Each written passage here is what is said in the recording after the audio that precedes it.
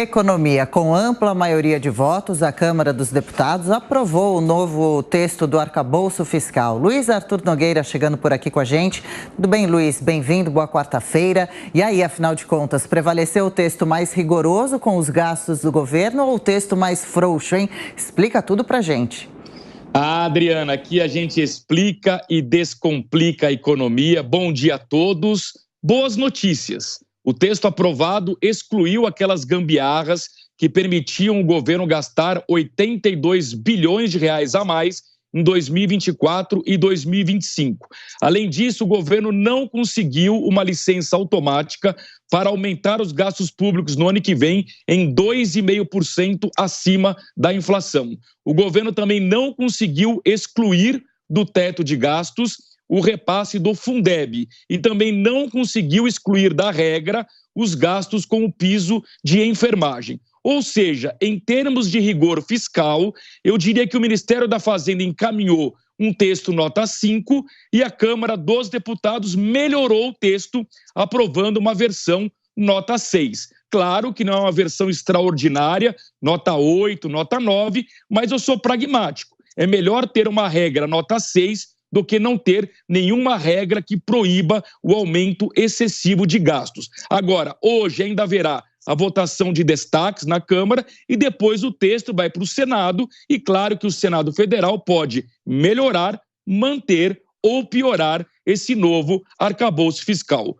Outro ponto importante, Adriana, é que essa ampla maioria de 372 votos não significa que isso é a base do governo Lula na Câmara. Ou seja, isso não traz ao governo a possibilidade de mudar reformas positivas que foram aprovadas no governo Michel Temer e no governo Jair Bolsonaro, como, por exemplo, a reforma trabalhista, a reforma da Previdência e a autonomia do Banco Central. E fica agora a esperança de que depois de o Congresso concluir a votação do novo arcabouço fiscal, que venha finalmente a tão aguardada reforma tributária. Com certeza. Para isso a gente vai seguir acompanhando. Agora, Luiz, o mercado financeiro nesta terça-feira reagiu à aprovação do texto ou isso aconteceu muito tarde e não deu tempo?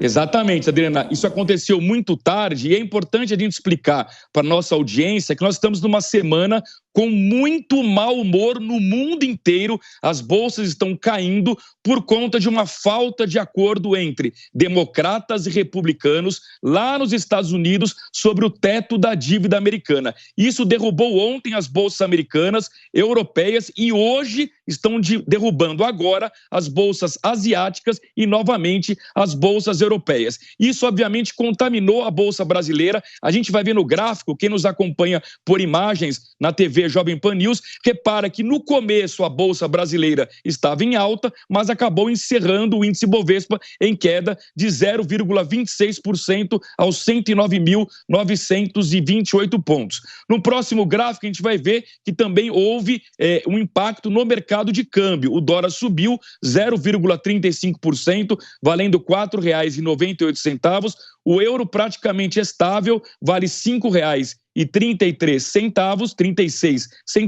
e o Bitcoin em alta de 1,3%, vale 27.203 pontos. Portanto, Adriana, hoje nós teremos a repercussão no mercado financeiro dessa aprovação do novo arcabouço fiscal, mas é claro que o Brasil não está blindado desse contexto internacional. Eu repito, um mau humor no mundo inteiro por conta da falta de um acordo em torno do teto da dívida americana. É preocupante, a gente precisa continuar de olho. Luiz Arthur Nogueira volta ao longo do dia aqui na programação da PAN. A gente segue com os assuntos de economia no Jornal da Manhã.